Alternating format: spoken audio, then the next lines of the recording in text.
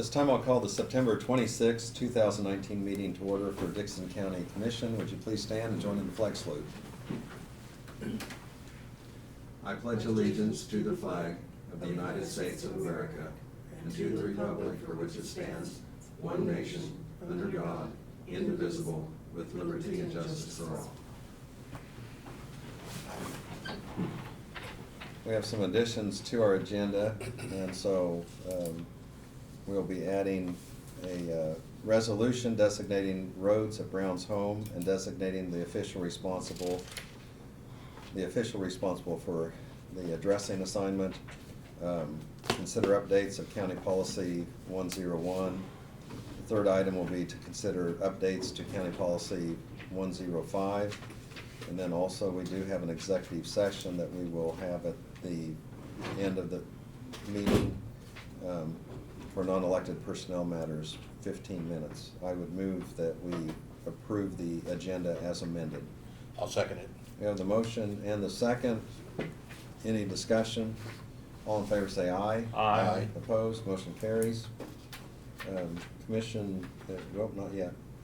Consent agenda. That includes the minutes of September 19th meeting, fund expenditures, $537,921.22. I move to accept the consent agenda. Second. We have the motion and second for acceptance of the consent agenda. Any discussion or question? All in favor say aye. Aye. Opposed? Motion carries. Craig, commission comments?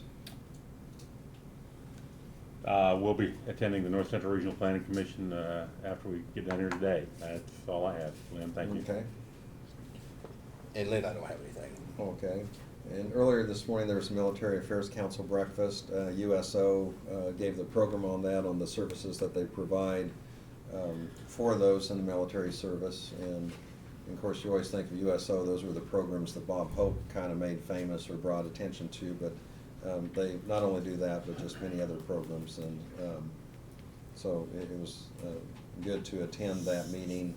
And then also, when I was over there, they indicated that perhaps sometime people from the Eisenhower Library could give them some information at one of their future programs. And so that's part of the community partnership, and a lot of those people from Fort Riley do come over here. This is part of their interest, is to get into other communities, and sometimes many of them choose to retire or live in some of our surrounding communities in the county.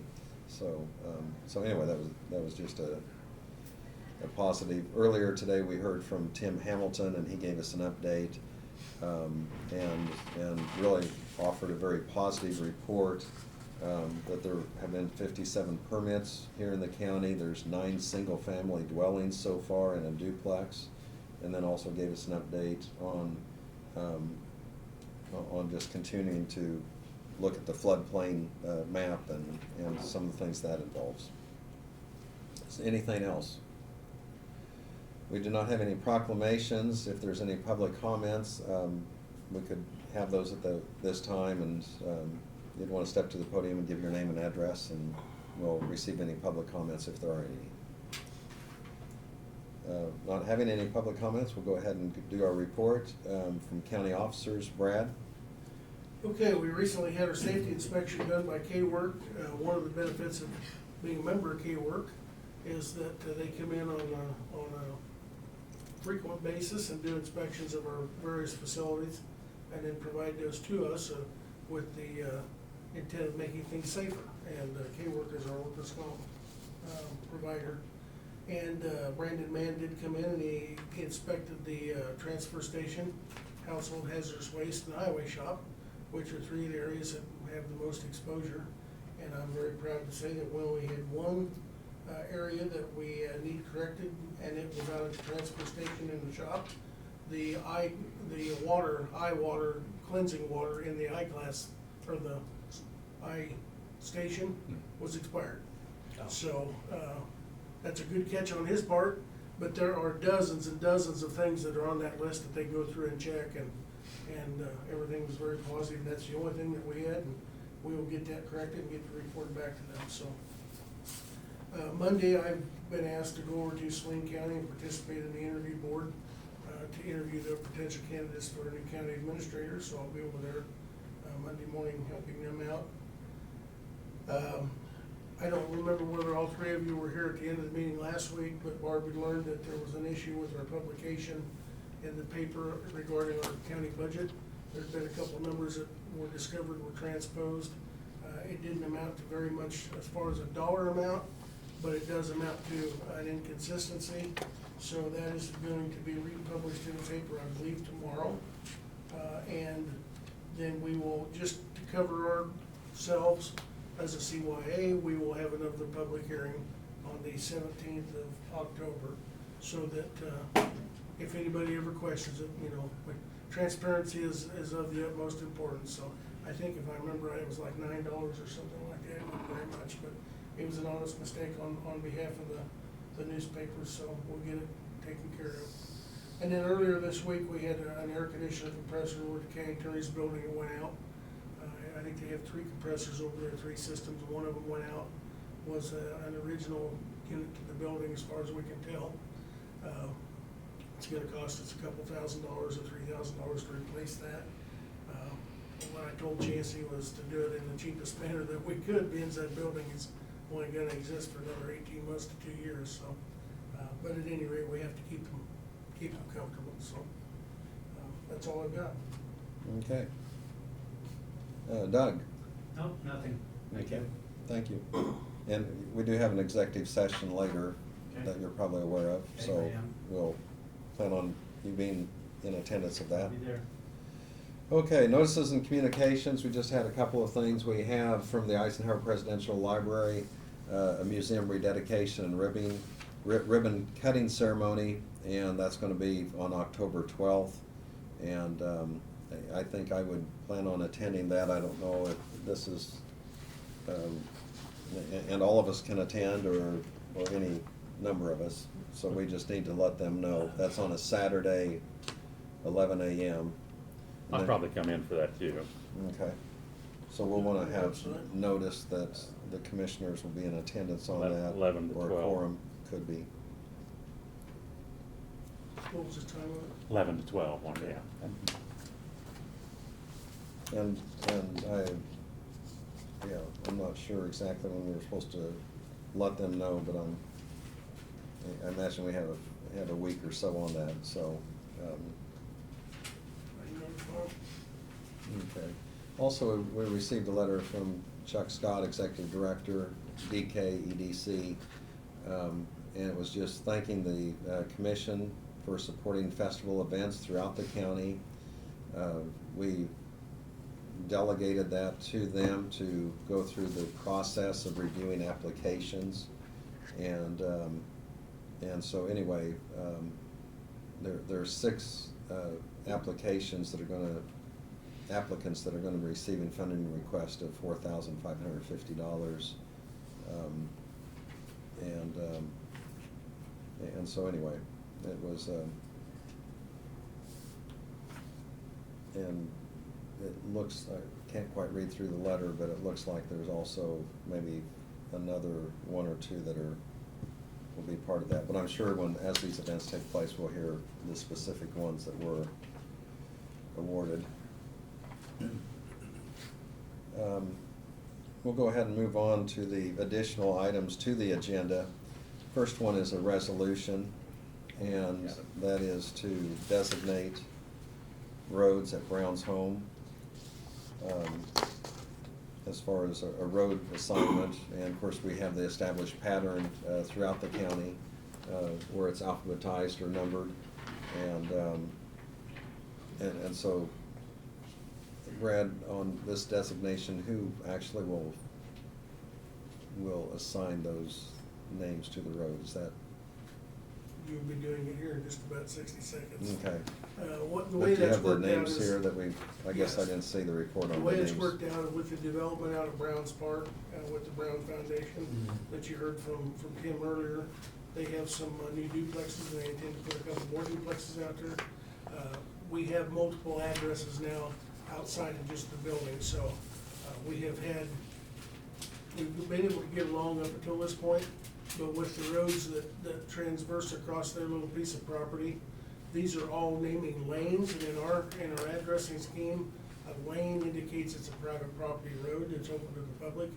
And so to be within the addressing scheme of the county, the ones that go east and west, this will be Hazel Lane and Henry Lane. And it falls between Hawk Road and of course the next one to the east. And then the one that goes north and south is 1974 Lane. So also, when I was going through the original resolution from December of '91, when our addressing scheme was authorized and approved, I noticed at that point that in that resolution, it declared the director, 911 director, as being the person that should assign those addresses. And at that time, that's back when the city of Abilene did the dispatching, and the 911 director worked for them, and she was in charge of putting that all together. Over the years, that has changed, and now, that obviously that was before we had GIS, and for the last several years, GIS has done all the addressing on the map, and so this is kind of a dual function resolution, that it approves those 3 road names and adopts that, but it also authorizes GIS as the official department that designates road addresses for new locations, so. Okay. I'll go ahead and make the motion that we adopt resolution 092619, and this is implementing the new additional road names. And as Brad mentioned, the 2 roads or lanes will be referred to as Hazel Lane and Henry Lane. And those are out there on the known as the Browns Park area where the house is. I'll second that motion. We have a motion and a second. Any other discussion or questions? All in favor say aye. Aye. Opposed, motion carries, and one we need to sign. The next item, and I'll go ahead and have Brad brief us on this for consideration. It's an update of County Policy 101. This is a continuation of the updates that Diane's doing throughout her policy manual. Since she stepped in the room, I'm gonna defer to her and let her explain these to you. These are basically changes in 101, and then the following procedure are putting the equal opportunity policy in the second policy you're looking at, and 101 is nature of employment, that indicates we are an at-will employer. There's no implied contract with any employee. That is the nature of employment. The second policy you will see is equal employment opportunity, EEO. That is updating the federal law wording of that policy to include gender identity that was not in our previous policy. Okay. And these are just pretty much consistent with what we need to be doing as far as equal employment opportunities, and so thank you for the review on that. So we'll go ahead and do these. Since I put them separately, we'll go ahead and do one at a time on those. For the first one is County Policy 101, Nature of Employment. I move to accept 101. Second. Okay, we have the motion and the second to update the county policy and accept it for 101, that's nature of employment, and the updates are shown. Any other discussion? All in favor say aye. Aye. Opposed, motion carries. The second one that we are doing is considering the update of county policy 105, and that also was explained to us on the nature of employment, and of course, the language that was changed or adjusted has been struck from the previous one and then highlighted on the addition. So is there a motion to adopt County Policy 105 updates? I'll make a motion to accept 105 updates. Second. We have the motion and the second for accepting those updates on 105. Any other discussion? All in favor say aye. Aye. Opposed, motion carries. Okay, on the executive session is, because we don't have any other resolutions or other business, it says here 15 minutes for non-elected personnel matters. And this would include the county commission, our administrator, and Doug Thompson. And I'd like to include Diane. Yeah, okay, and I wondered if, okay, so, and we'll include Diane on this, and so, I would move that we go ahead and go into executive session at 11:17. That's just 2 minutes from now. To Second. discuss non-elected personnel, 15 minutes. Yes. Second. We have a motion and the second. Any other discussion? All in favor say aye. Aye. Opposed? Motion carries. I tell you what you might, Lynn, is future meeting agenda items, so it'll be on the recording, if you would, please. Okay. Yes, I can do that real Yeah, quickly. yeah. We have a CUP application from Brown Foundation for October 3rd, construction of additional duplexes. We also have an October 17th public hearing for abrasive blast and exemption application. And then also October 17th, a public hearing on the county budget, which Brad mentioned in his report. So, because we've republished it just to take care of, make the few corrections we had. Okay.